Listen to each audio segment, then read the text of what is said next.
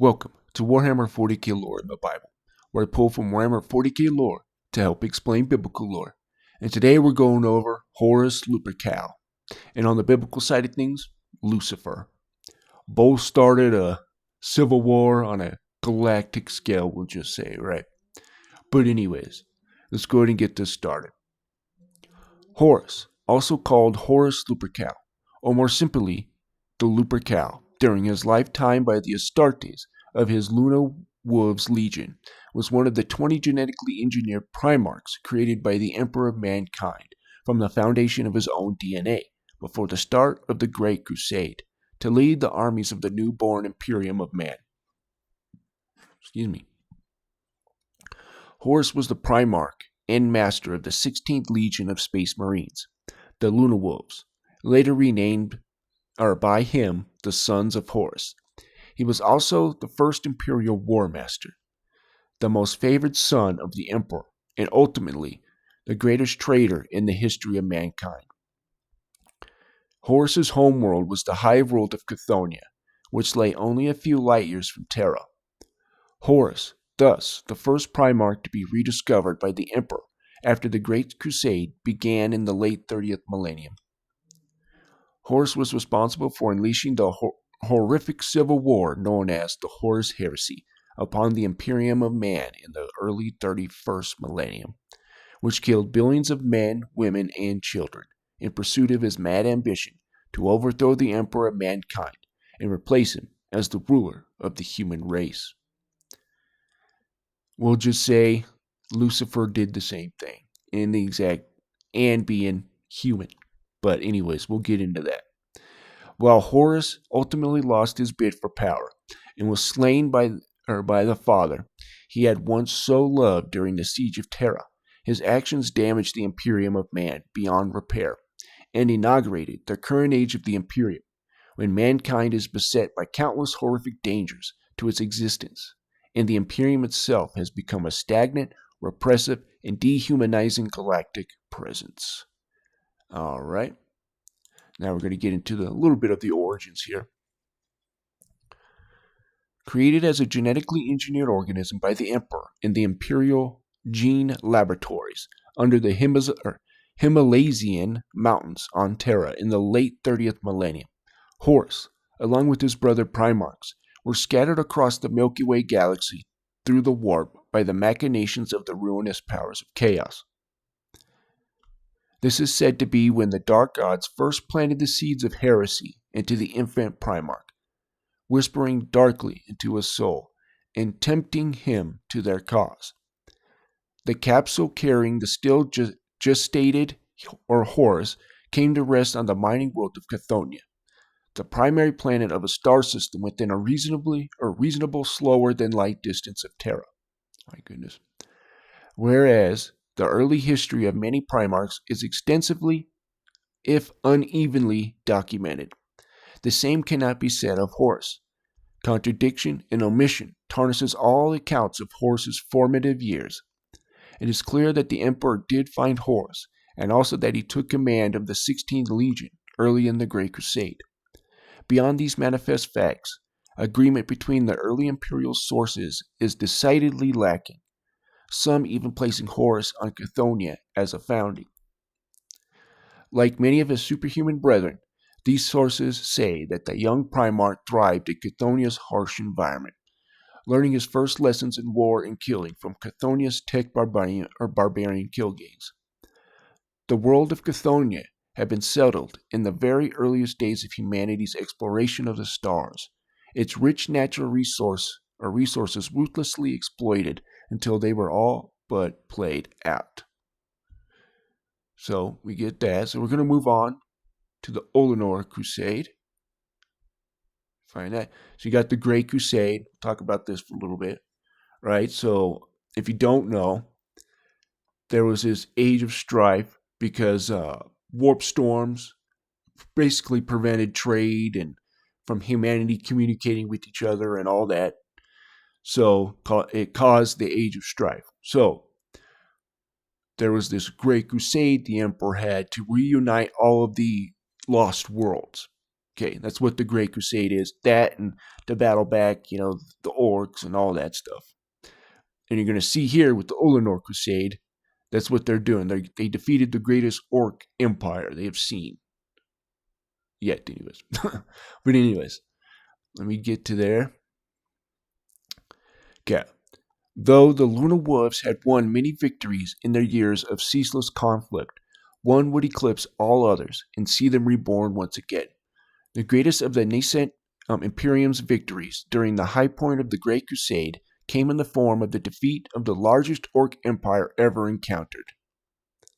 The Olenor Crusade was a vast imperial assault on the orc empire of the overlord Uruk, the capital world of this green-skinned stellar empire, and the site of the final assault by the Space Marine legions, lay in a central Olenor system of the galaxy's Olenor sector. The crusade included the deployment of 100,000 Space Marines, 8 million Imperial troops, and thousands of Imperial starships and their support personnel. The Olenor Crusade marked the high point of the Great Crusade's vast effort to reunite the scattered colony of the worlds of humanity. The Orcs of Olenor represented the largest concentration of the Greenskins ever defeated by the military forces of the Imperium Man before the Third War for Armageddon began during the late 41st millennium. Following the defeat of the Orcs of Olenor, the Emperor of Mankind returned to Terra to begin work on his vast project to open up the Eldar Webway for mankind's use. In his place, to command the vast forces of the Great Crusade, he left Horus. In the aftermath of the Olenor Crusade, Horus was granted the newly created title of War Master, the commander-in-chief of all the Emperor's armies who possessed command authority over all the other Primarchs and every expeditionary fleet of the Great Crusade. Sorry, man. Jeez. Before returning to Terra to oversee the next phase of the creation of a stellar empire, the Emperor suggested to Horus that he rename the 16th Legion of the Sons of Horus in honor of the Primarch and to show his preeminent place amongst the other Primarchs. Okay, so we'll get into the fall and the chaos, corruption, and all that of Horus at the end. But now we're going to get into the biblical side of things here. Yeah. So we're going to get into this character, Lucifer, who Satan and him started this civil war against God, basically to replace Jesus, right? Or the Word, right? At this time, the Word is pre-incarnate Jesus. The Word is how God manifests himself. We'll just say it, right? Okay. So Isaiah 14:12, or starting in Isaiah 14:12. How art thou fallen from heaven, O Lucifer, son of the morning? This is going to be key here. But anyways, how art thou cut down to the ground, which did weakest the nations? For thou hast said in thine heart, I will ascend into heaven. I will exalt my throne above the stars of God. I will sit also upon the mount of congregation in the sides of the north. I will ascend above the heights of the clouds, and I will be like the Most High. Yet thou shalt be brought down to hell, to the sides of the pit. I want you to pay attention to that. First off, Satan was on the earth, right? This is saying that this entity is being brought down to the sides of the pit. This prison place, right? In Greek, it was called Tartarus, stuff like that. It's this prison place in hell, basically. And it's called the bottomless pit or the abyss. So he's being brought to prison. Satan wasn't put there yet, right? So that's first clue. This is the second clue. We know Satan's not human, right? He is an angel, in my opinion, a seraphim, which means fiery serpent. But let me get in. Let's go read the chapter here.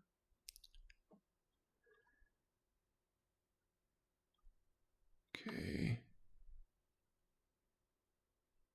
Verse 16. There it is. Okay. They that see thee shall narrowly look upon thee, and consider thee, saying, is this the man that made the earth to tremble, that did shake the kingdoms. Okay, let's go. What this word man means. Ish, a man as an individual or male person, often used as an adjunct to more definite terms, such cases frequently not expressed. So any man, certain, or a champion, consent each every fellow husband, man, a great mighty man. This is what I would call him, a great mighty one, right? And we know Genesis 6. So let's bring this up.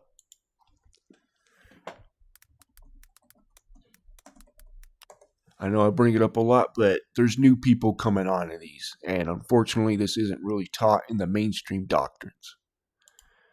So, Genesis 6, and it's there. It's not like I'm going outside the Bible. Okay. And it came to pass when men began to multiply in the face of the earth, and daughters were born unto them, that the sons of God, these are angels, right, saw the daughters of men that they were fair, and they took them wives of all which they chose. And the Lord said, my spirit shall not always strive with man, for he also is flesh, yet his days shall be 120 years. And there were giants in the earth in these days. So this is what I think Lucifer is. He's one of these Nephilim giant kings, right?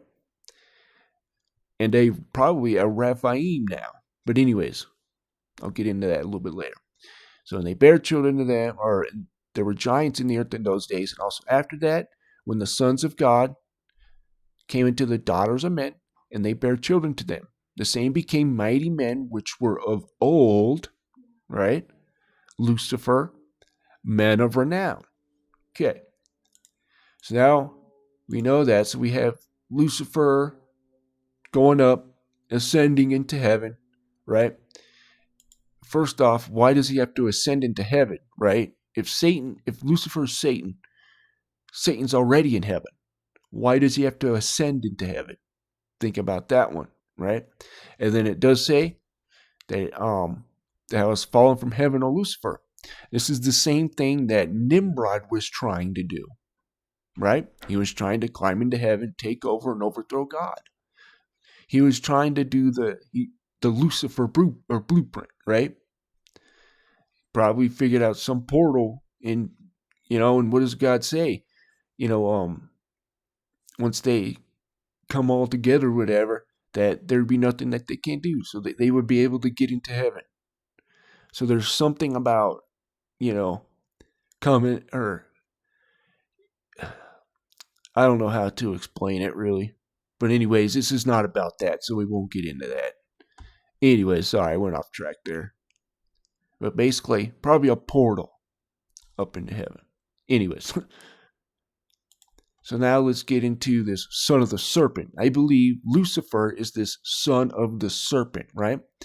Very well could be Satan, or it could be this Assyrian character who's literally called the Destroyer. But I'm not 100% sure on that. But anyways, I kind of go with more of Satan, but because it fits better, because you have God and his son, Jesus and the Word, or God and the Word, or Jesus, right? Then you got Satan and his son, right? So it just fits better, but it doesn't necessarily mean that. So, anyways. So let's go. This is Enoch chapter 69, first Enoch. And first Jude talks about Enoch, and it pulls straight from first Enoch, or the first chapter of Enoch. So it is endorsed by the Bible. Now, I don't believe it is scripture, or it's supposed to be scripture. It tells you right at the beginning that it wasn't supposed to be scripture, right? Anyways, I digress. So right here, verse 12. And the fifth was named Castia. This is he who showed the children of men all the wicked smitings and spirits and demons, or of spirits and demons, and the smitings of the embryo in the womb. Interesting. That it may pass away, and the smitings of the soul, the bites of the serpent, and the smitings which befall through the noontide heat. The son of the serpent named Tabiet, I believe. Right here. You go back here.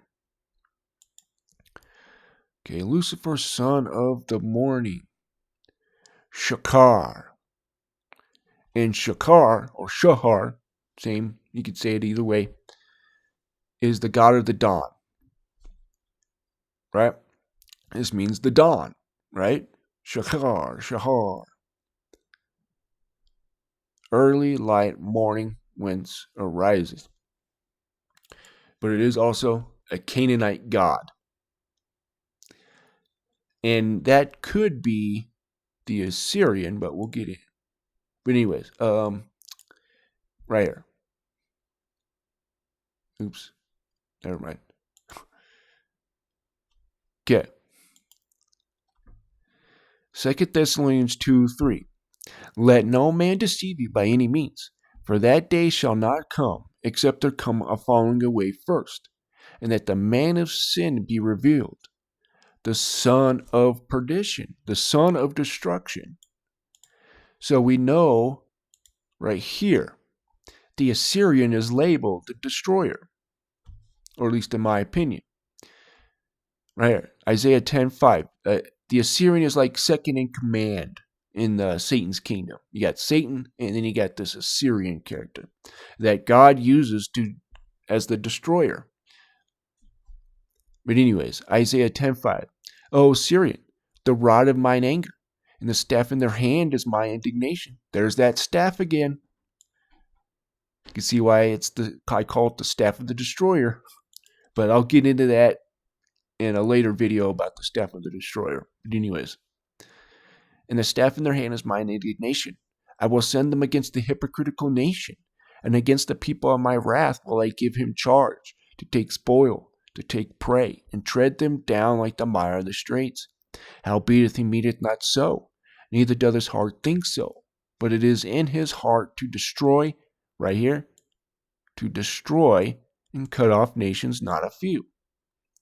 And by the way, let's go back to Isaiah 14. He shows up in the same Lucifer chapter here. So let's go here. This is interesting. Oops. Let's go to the chapter. Yeah. Verse 25. That I will break the Assyrian of my land, and upon my mountains tread them underfoot. Then shall his yoke depart from off them, and his burden depart from off their shoulders. And then it calls him a seraphim right here. So we got verse 25. Now we're going to verse 29. Rejoice not thou, whole Palestina, because the rod of him that smote thee is broken. For out of the serpent's root shall come forth a cockatrice, and his fruit shall be a fiery flying serpent. So this could mean Satan, or it's calling both of them are seraphims, basically, what I'm saying. Sorry. So Satan is a seraphim, and this character is a seraphim. And let me bring that up. Seraphims. It's in right. And Isaiah 6:2. And above it stood the seraphims. Each one had 6 wings. With twain he covered his face. With twain he covered his feet. With twain he did fly. Okay, let's see what seraphim means. Oh, by the way, we'll go right here. It's the same word for fiery serpent, right? Seraph. Fiery serpent, okay? Oh, whoops. Wrong one. Sorry. Where is it? Seraphims. Seraph. Fiery serpent. So there you go. Satan in this character, and I think there's 7 of them, and 5 of them are destroyed right here that we see here. There's 5 of them mentioned. I guess I should probably bring that up too. Or you know what? I already have that up. Sorry. What am I doing here? Okay. No. Right here. Okay. So we're going to see here that this Lucifer character went into the pit, right? The bottomless pit. Right. Yet thou shalt be brought down to hell to the sides of the pit. Okay. But we'll see the 7. So, and there are 7 kings. 5 are fallen, 1 is, and the other is not yet come. And when he cometh, he must continue a short space. What's interesting, I'm getting ahead of myself here, but Abaddon, right, means the destroyer.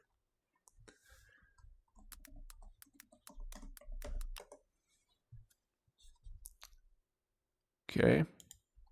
Revelation. And they had a king over them, which is the angel of the bottomless pit, whose name in Hebrew tongue is Abaddon, but in Greek tongue, his name is Apollyon. So let's go here. A destroyer. That's what it means. A destroyer. Right there, a destroyer. So, this Assyrian character is this character, in my opinion. But anyways. Okay, I kind of went off track a little bit there. All right. So, you saw Lucifer goes into the pit. And the beast that thou sawest, Revelation 17:8, was and is not. So he was here in this time frame, right? I remember, yeah. And is not now in John's day, and shall ascend out of the bottomless pit. Oh, so you're telling me that Antichrist isn't from the Middle East? He's not from Israel. He's not from there. It says he comes from the bottomless pit. Okay, it's that simple. And goeth into perdition. And they that dwell on the earth shall wonder, whose names are not written in the book of life from the foundation of the world, when they behold the beast that was and is not and yet is. Okay, very interesting. So we have this son of perdition. And it very well could be the Assyrian son, right? Because perdition means destruction. Destruction or loss. So, very interesting there. But we'll get into the civil war that happened between, Satan and God and all that when we get into the Horus heresy. That's why I haven't really gotten to the Horus heresy that much. But anyways, so let's move on to Warhammer 40k. We're going to read how it kind of corrupted Horus. Or Chaos corrupted Horus. The word bearers, who originally had worshipped the emperor as a god and whose primarch Lorgar had penned the Lectitio Divinatus before he turned against his father following the events on Kur, had been brutally reprimanded for their constant erection of temples and shrines dedicated to the worship of the god emperor or on newly conquered worlds. This was a policy that had directly violated the emperor's atheistic imperial truth and had slowed the 17th Legion's progress in Great Crusade to Akral. My goodness, can't speak. In the wake of his humiliation and the reprimand against his legion on Kur, Lorgar had sought to discover whether there truly were divinities worthy of human worship during the quest that came to be known as the Pilgrimage of Lorgar. During his journey, Lorgar entered the Eye of Terror and came face to face with the powers of chaos, or a power of chaos, a force that he believed was truly divine and worthy of his service, and the worship of all mankind. He brought this faith to his legion, and soon all the Astartes of the word bearers believed that the Chaos gods were more worthy of their loyalty and worship than the emperor, who had proved himself to be a false god.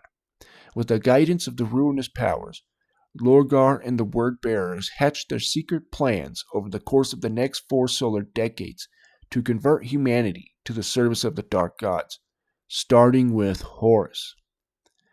After Lorgar placed his agent near Horus, Erebus slowly managed to twist the thinking of Horus against the Emperor and turn half the Mournival, the War Master's most trusted advisors within the 16th Legion, towards the same path of treachery, by exploiting their intense loyalty to the Primarch over that for their far more distant Emperor. This plot reached its climax on the moon of the pharaoh world of Davin, where Horus was wounded during the struggle against Ugin Tempa, the former planetary governor of Davin, who had rebelled against the Imperium following his corruption by Chaos. Or Eugene Tempa, did I really just... Oh my goodness gracious. Sorry about that. My goodness. Sorry. An ancient Xenos artifact blade sacred to Nurgle known as the Kimbrak Anathema had been stolen by Erebus from the Museum of the Advanced Human Civilization called the Interrex during the Sons of Horus' brief sojourn on their world of Zenobia, and had been given by him to Temba.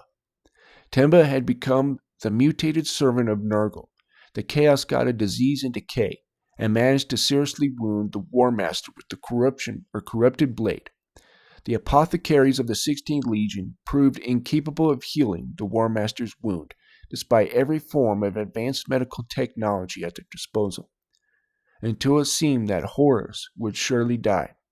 Erebus then convinced the officers of the Sons of Horus Warriors Lodge to allow him to take the War Master to a secret sect on Davin's moon, and use sorcery at this temple of the Serpent Lodge in order to treat Horus. Interesting.